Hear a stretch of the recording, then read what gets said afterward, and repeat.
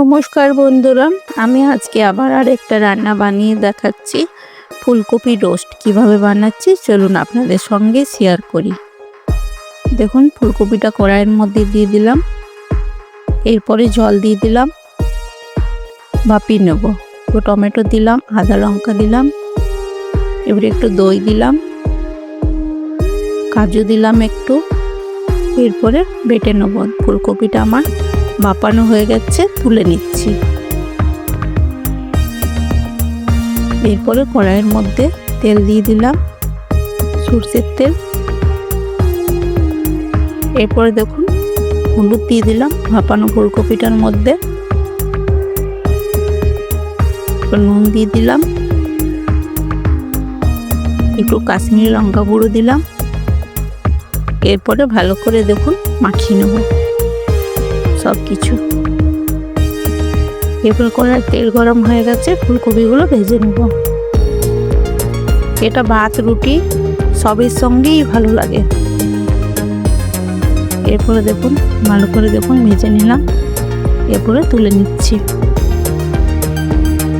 কড়াইয়ের মধ্যে আরও তেল দিয়ে দিলাম, একটু গোটা জিরে দিলাম, একটু পাঁচফোড়ন দিলাম, তেজপাতা দিলাম, দেখুন যে পেস্টটা করে রেখেছিলাম দিয়ে দিলাম,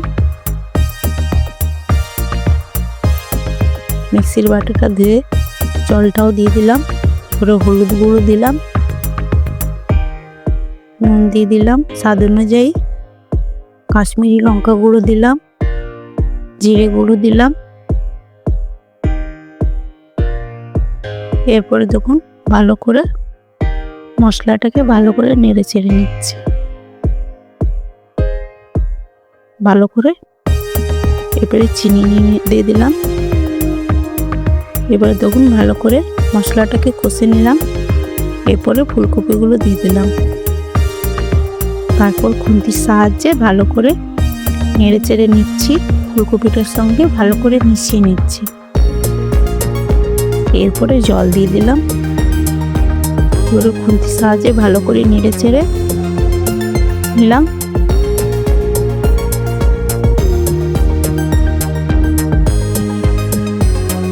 এরপরে ঢাকা দিয়ে দিলাম।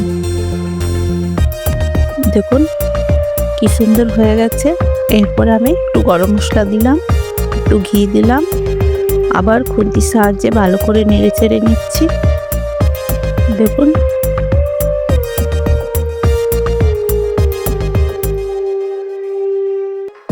এরপরে তুলে নিচ্ছি।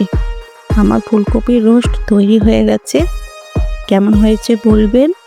আপনাদের যদি ভালো লাগে লাইক, সাবস্ক্রাইব, কমেন্ট করবেন।